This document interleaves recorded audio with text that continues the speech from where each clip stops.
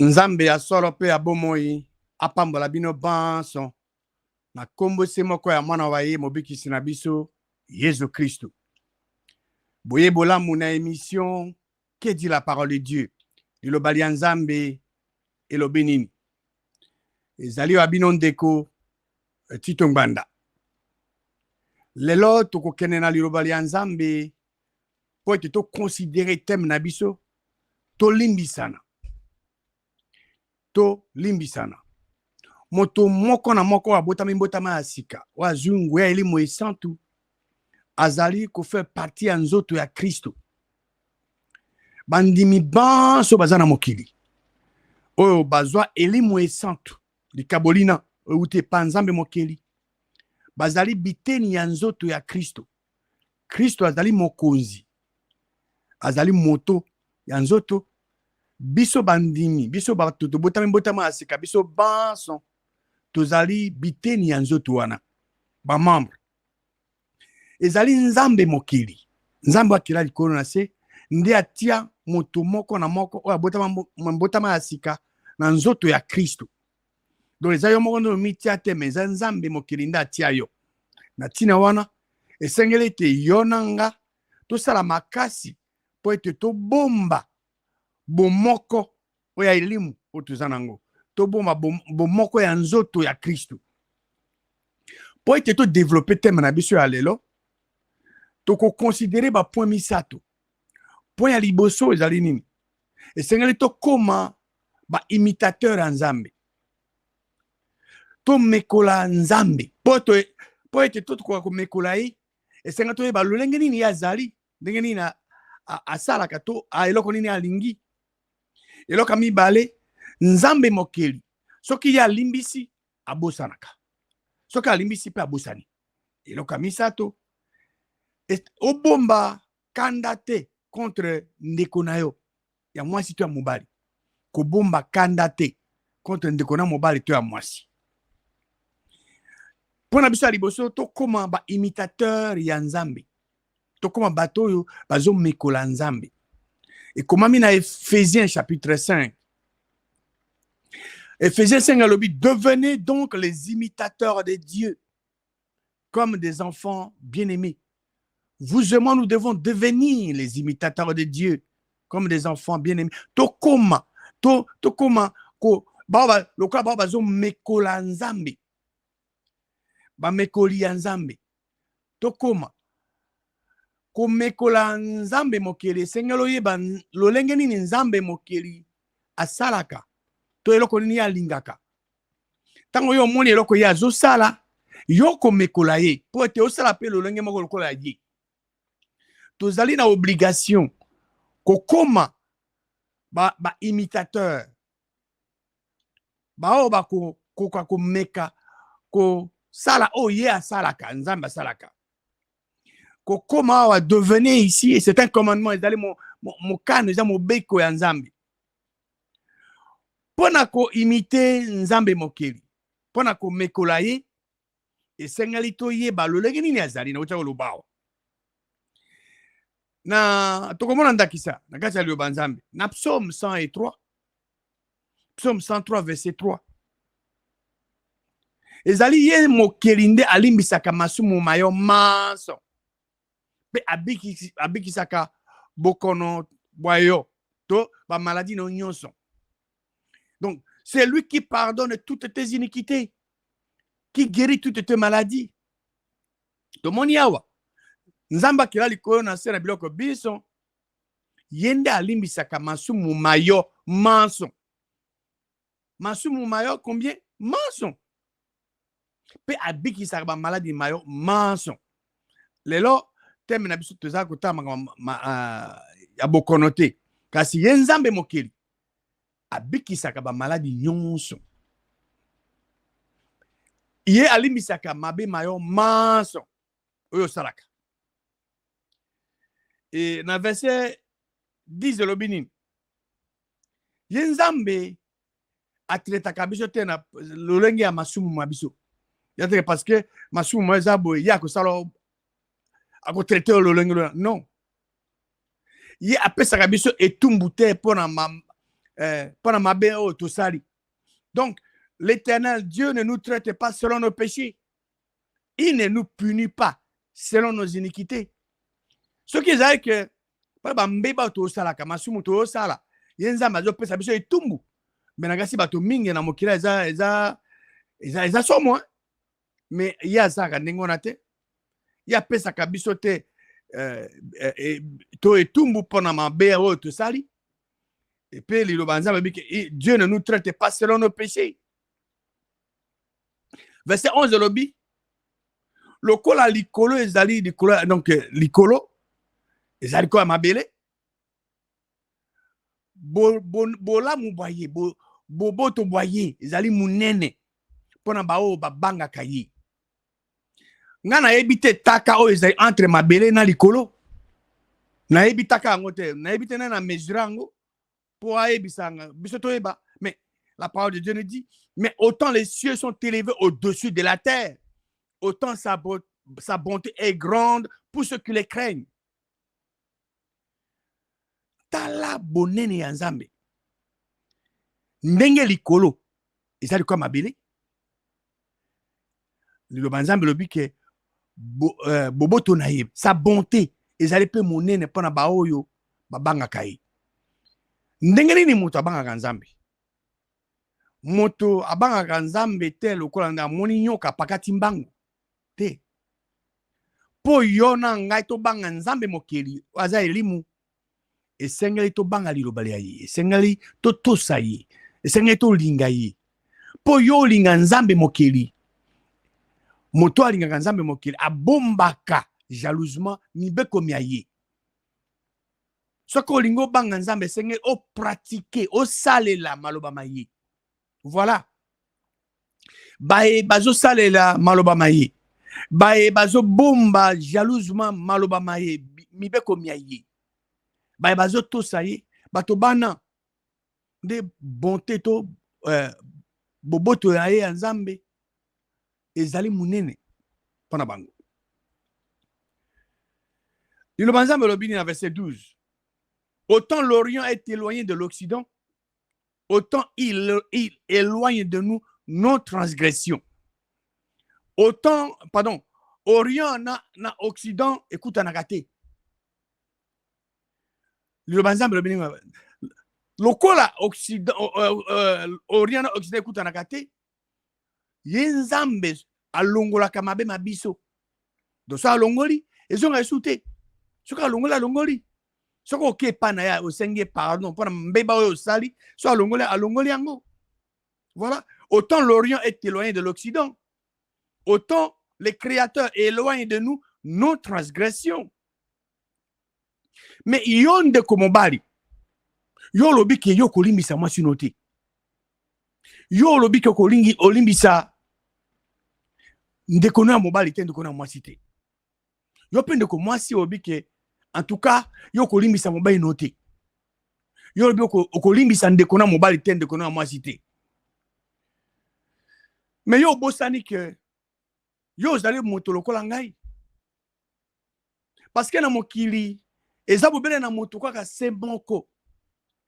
Oya botamaka akoli akufi Nzambe asikuse na bawa pe avanisa loboko na mobali ye Yesu Kristo obele yende asala lisumu te azalaki tenté na manson o moto azaka tenté nango kasi asala ta lisumu lioko te mais kasi yo nanga tosalaka mabe so tosali mabe tosaka nini tokeneke pa Nzambe mokeli pana osala nini kosenge pardon mais ye tuuti otanga ye alimbisaka masumu mayo manson alimbisaka pe masumu mangai manson.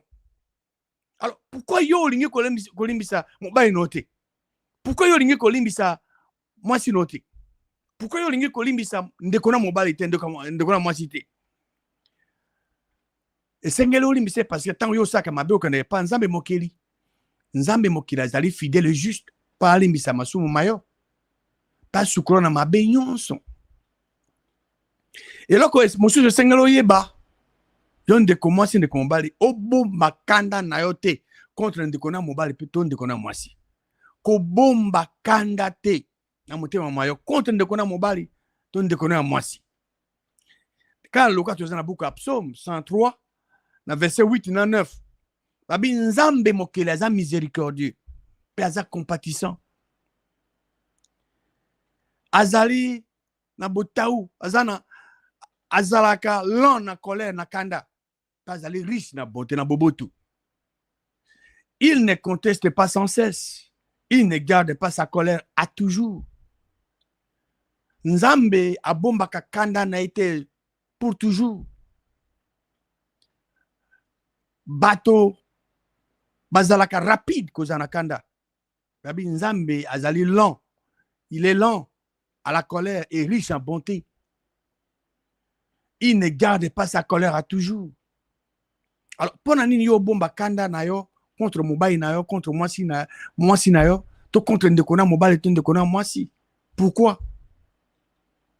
Biso Seigneur to imiter nzambe, to comment devenir. Le verbe devenir, c'est un qui nécessite des actions. C'est-à-dire que tout verbe implique l'idée d'action, c'est-à-dire agir. Nous devons devenir, nous devons prendre des actions pour devenir des imitateurs de Dieu. Po toko mana place toko mekolaye nzambe mokeli. O azoli misa masumu mayo manson. Yo poko ma o imite ye po olimbisa pe bandeko na yo, olimbisa mobali na yo, mwasi na yo, ndeko na mwasi ndeko na mobali, kolimbisa ye. Verset donc tokena Éphésiens chapitre 4 verset 26 et 27. Éphésiens 4 le Bible. Ce qui si vous vous mettez en colère, ne péchez point. Que le soleil ne se couche pas sur votre colère et ne donnez pas accès au diable. Ce qui est commis na kanda, que ça la lisumu te. Et yoloba, mutakoza na kanda. Ils sont disponibles que na kanda, kasi que ça la lisumu te.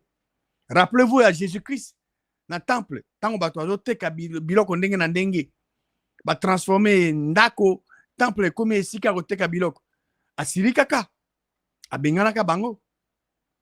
La parole de Dieu est claire. Asalaka lisumu te. Donc si vous vous mettez en colère, ne péchez point. Que le soleil ne se couche pas sur votre colère. Kola na kanda na yote. Nzambe alobi kola na kanda na yote. Pona nini? Verset 27 lobi. Et ne donnez pas accès au diable. Parce que tant kola na kanda. Ozana boyoka na nzambe te, ozana communauté. Nzambe ya sezabula koya ko peso ba idée. Parce que ozana kanda. Ako peso ba idée à mabe. Alors kola na kanda te, c'est la raison pour laquelle yo ozana différents de kona mwasi de kona mobali, to entre yo na mobali. Bo résoudre dans 24 heures. Bo trouver solution selon liloba nzambe. Parce que liloba nzambe c'est la solution. Na manso to senga nango. Soki to lingi to zoyango. Ezali liloba nzambe ezolakisa biso lolenge nini nzambe oyo ase aoperaka. Ye nzambe mokeli alingaka teke bana bayeba na kati ya libunga. Ye alingaka ke bana bayeba bayeba bosolo, bayeba vérité. Bayeba lolenge nini nzambe oyo ase azala koopere ba dessin na ye. Tango toyebi tokoza capable ya kolonga ye na kati ya compétition. Et là, comme monsieur Seigneur ba peut-être bouma maël ma biso Seigneur éviter bokabwani na nzoto ya Christ. Évitons la division dans le corps de Christ. Moto moko na moko. Eteni moko na moko. Nzoto ya Christ, chaque membre et Seigneur s'efforcer pour ko garder bo moko ya nzoto ya Christ, pour ko garder bo moko ya elimu o yona ngato zwa et pas nzambe mokili. Liloba nzambe na 1 Corinthiens chapitre 1. Ils allaient clair à ce sujet.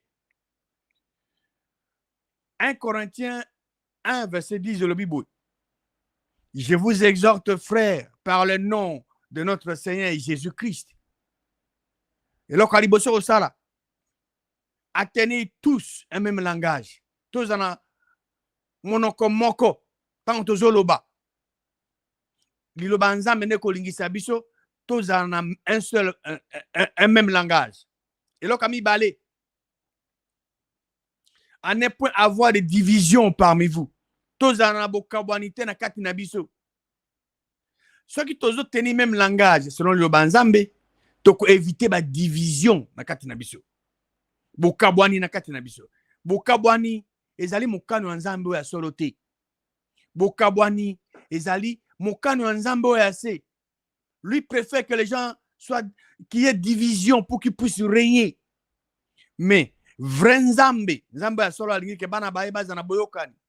Alingi to baza la uni. Baza na bomoko. Eza mokano na ye. Eloko ya misato. Mais à être parfaitement unis dans une même intelligence. Tous à la parfaitement unis, tous à la bomoko.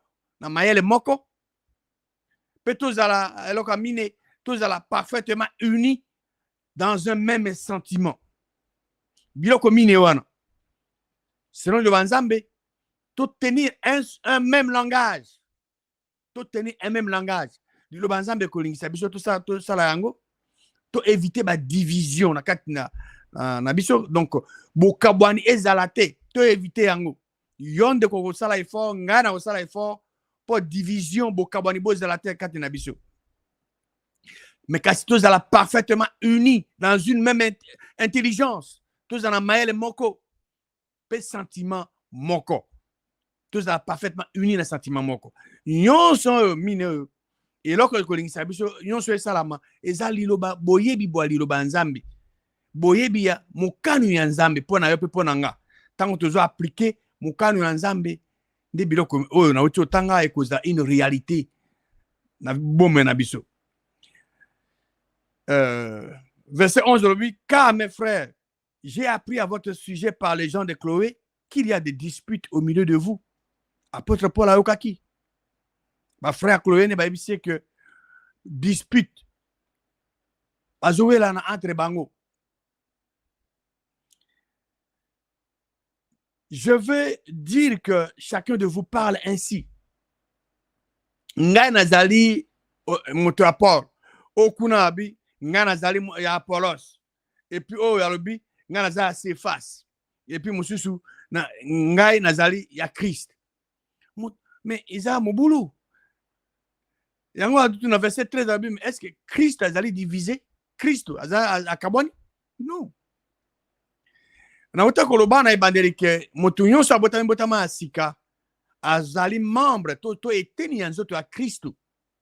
Yonanga tozali ba membre biteni ya nzoto ya Kristo. Alors eteni moko na moko eza na rôle nango ya kosala, eza rôle moko important ya ko jouer, d'accord? Alors ezateke parce que songolo pakala ngana za pona yende naza mutu na ye o kuna yolobi ngana za ya tel te Christ aza divisé te nzambe mokili aza se moko nzambe ya solo atinda mwana wa Yesu Kristo yende azali moto ya ecclesia biso tozaba biteni ya nzoto ya Kristo. Alors pour permettre yonde kumwasi yonde kumubali kolimbisana parce que titre enseignement biso que tolimbisana pardonnez-vous réciproquement tolimbisana. Alors pour lingisa yo na ngai tolimbisana na lingina suggérer na bino point mibali oyo senge toyeba point ya liboso ma point na senge ko bongo na maele mayo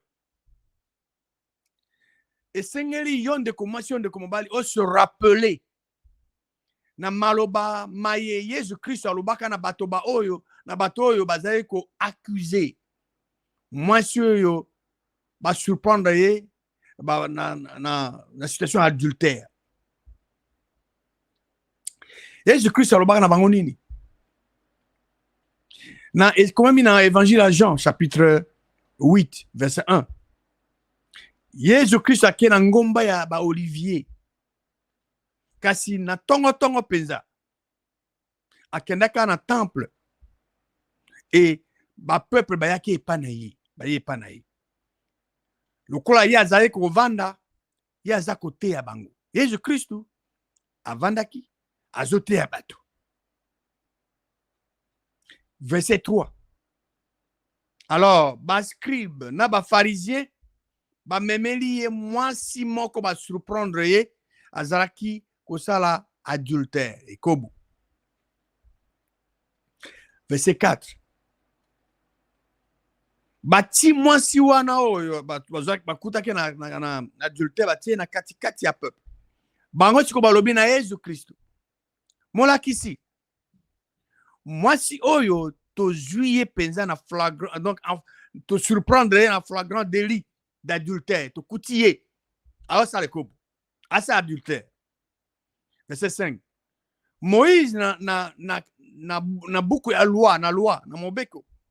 Apesi mitindo alobi ke mwasi bakangi na ekobo na adultère esengeli ba bamba mabanga. Alors yo, olobi nini? Parce que so ba bamba mabanga okufa. Verset 6. Bango balobaki ndenge na pona ko meka Yesu Kristo. Balingi baye ba konya koloba po ete bakendo kofunda ye. Kasi Yesu Kristo akitisi moto na se na musapine azo okoma na mabele. Lokola bazali continuer ko tuna ye motuna. Ya tomboli moto na ye pe alobi na bango. Oyo na katikati na bino. Azali sans lisumu. Azala moto aliboso akobokela mwasi libanga. Yesu Kristo alobi nini? Abi bino ba bozo funda mwasi oyo. Na katikati na bino. Oyo ayebike azata na lisumu, azana lisumu lioko te. Azala moto aliboso akobamba mwasi oyo libanga. Akitisi moto na se azo koba kokoma na mabele. Tango bato bae bayoki maloba ma Yesu Kristo alobi. Conscience na bango efundi bango. Moto moko na moko azo se retirer. Ça de o ayebi ngapela saka lisumu a se retirer abami mabanga te. O pa kanete ngapela saka lisumu. O ngapela zana lisumu. O moko na moko bango ban so bakei. Et lobi que ban so bakei banda le plus âgé depuis le plus âgé jusqu'au dernier. Et Jésus Christ a tikalaki ye moko, ye ka ye na mwasi oyo bakangaki na ekobo na la femme adultère. Verset 10. Alors tango ya tomboli moto, amonika mwasi na zaka ye moka lobi na eme, mwasi. Ba baza ko funda baza ko accuser yo baké wa. Moto moko ta condamné yo parce que ya ba ke Jésus Christ lobi na mama o ayebi ka zana lisumu te. Aza sans péché, aba aza monta liboso obamba mwasi libanga. Mwasi azongisi yano. Te mokonzi. Alors Jésus Christ alobi na ye, ngai pe na condamné yo te. Kasi kende kosa sur lisumu te. Alors yonde ko mwasi, yonde ko mobali, yonde ko mobali oyo linga obike yo ko pardonner mwasi no te. Oko pardonner ndeko na mobali te ndeko na mwasi te. Yo pe ndeko mwasi. Oh yo bike yo ko limbisa mobali no te. Yo ko limbisa ndeko na mobali to ya mwasi te. Et sengo rappeler mais Jésus Christ aloba na mwasi oyo. Aloba na bato bazo funda mwasi oyo. Rappeler na eux se rappeler nango, c'est très important. O gada on a maye mayo. Et là kami balé okoyi kozana raison na yo akomi ko se plaindre ndeko no mususu. Kasi le banzambe ezopesa mitindu bolimbisana. Vous avez la raison, hein? Ya ko se plaindre. Parce que ndeko na solo mabe. Mais le banzambe ezopesa tout se pardonner, bolimbisana. Et comment mina Colossiens chapitre 3 verset 13. Supportez-vous les uns les autres. C'est ça la volonté de Dieu, que de se supporter. Et si l'un a sujet de se plaindre de l'autre, ce qu'on a raison, on a raison, on se plaindre, c'est l'homme abbé. On a raison. Pardonnez-vous réciproquement. De même que Christ vous a pardonné, pardonnez-vous aussi. Le lenge moko Christ alimisibino. Bolimbisana. Ozana, on a raison. Vous pouvez avoir le sujet de vous plaindre de l'autre. Vous pouvez avoir raison à 100% de vous plaindre de l'autre. Ozana, on a raison. 100%. Ozana a raison. À cause de se plaindre, kasi le banza, mais je peux son meeting. Et je peux son commandement. Que bolimbi sana. Pardonnez-vous réciproquement. De même que Christ vous a pardonné, pardonnez-vous aussi. Pour nini bato bazakana bokoso ya kolimbisa bato basusu. Et ya nous allons simple. Bato bazana bokoso, bazana mikakatano ya kolimbisa bato basusu. Po ete babosana ka Nzambe mokeli alimbisa bango na Kristo. Pe Nzambe mokeli alimbisa bango tango nyonso bakei kosenga pardon so basali mabe. Babosana kango. Mais soki bakundola kango batiako na mayena na bango bakozana kpokoso te bakozana mikakatano te kolimbisa bato basusu. Bolimbisana po olimbisa moto mususu esengeli obomba na mayele mayo que yo na ngai esengeli tokoma ba imitateur ya Nzambe to mekola Nzambe po ete to mekola ye esengeli toyeba lolenge nini ya asalaka. Par exemple, Nzambe mokeli soki ya limbisi abusani. Alors yo il faut okoma pe o imiter Nzambe po ete yo pe soko limbisi obusana. Mais ataka yo limbisi o garder na motema mwayo. Nzambe mokeli ya gardaka kanane pour toujours te. Alors yo pe esengo imiter Nzambe ko bomba kanda na ote pona mobali na yo to mwasi na yo o bomba kanda te pona contre ndekona mwasi to ndekona mobali. Non. Peut permettre yo nanga to limbisanaka esengali to bomba bilo mibale na mayele mabiso. Na uta ko partager on a bino tout à l'heure.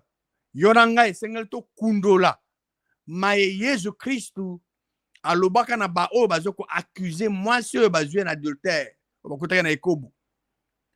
Obomba wana mayele mayo. Otanga ngo ezana évangile à Jean 8. Jésus Christ alobaka na bango nini? Yo tia na mayele mayo o examiner bo moyena yo na maye Yesu Christ alobaki. Okozana problème te akolimbisa ndeko na mwasi ndeko na mobali. Okozana problème te akolimbisa mobali na to mwasi na yo. Et là kami balé et c'est to limbisana. Okozana na raison à se plaindre. En tout cas, vous avez raison à 100%.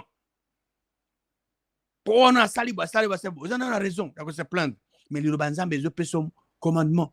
Bolimbisana. Kolimbisa ezali faiblesse était. Le pardon n'est pas une faiblesse. C'est plutôt une force. Pourquoi? Parce que le pardon, c'est la volonté de Dieu. Dieu lui-même pardonne toutes tes iniquités. Alors, en copiant, en imitant Dieu, ce n'est pas une faiblesse. En imitant Dieu, aux autres, au contraire, aux autres plairiers, aux autres comme plus makasi. Alors, yonangai tolimbisana. Pardonnez-vous réciproquement. Nzamba kila likolo na sena biloko biso, apambola bino banso, na kombo ya mwana wa ye mobikisi na biso, Yesu Kristo.